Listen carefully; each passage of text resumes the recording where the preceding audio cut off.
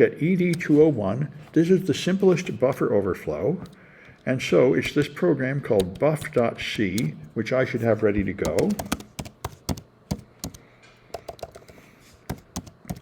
All right, this is the simplest kind of buffer overflow, which is not the most common, but it's actually one of the hardest to stop. So here's the main. I ask you for your name, and then I call this BO function with the name you gave me, and then the string date. And in this function, I copy both of those into arrays that only have room for 40 characters, and then I say goodbye name, and then I say executing command, and I execute the command with the system command of the date. So this is a contrived example, but the point here is I'm going to be able to overflow the name and into the command, and then the command will execute. This does not involve overriding the return pointer and taking control that way. This involves one variable leaking into another variable, and like I say, that is not the most common situation. It's not the easiest to exploit, but it is very hard to stop. Stack canaries and address space layout randomization and DEP are all not going to stop this. What comes out of one, leaks past one variable, will leak into the next. So if you run this, buff, all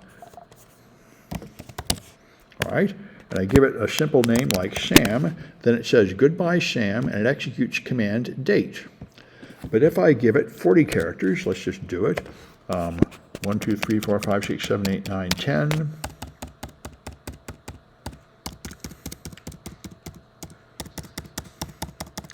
Okay, and then ls.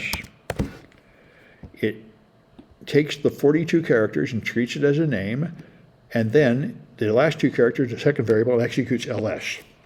So you can now execute arbitrary commands on the box by just putting 40 characters followed by your command. And I could have more than one character in a row. Let me just copy this. I could do this, and then I could do semicolon ID, semicolon, I don't know anything else. Who am I? And it executes all those commands. The only problem is, of course, putting in spaces is going to be a problem, because just like the last one we did talking about the format string, if I try to put in ls space minus L, well, the space is going to end the input string. So it's only going to get ls, not ls space minus L. This white space will terminate the string. So you have to, there's some discussion in the project instructions of various ways to sneak in other ways to separate pieces of a command besides using white space. So there's that one.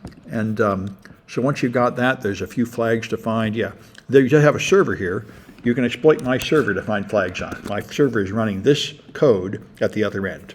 So there it is doing ls, and as you can see, there's a flag, and there's something called secret. And so you can use Linux commands, sneak them in, and get the flags off the server.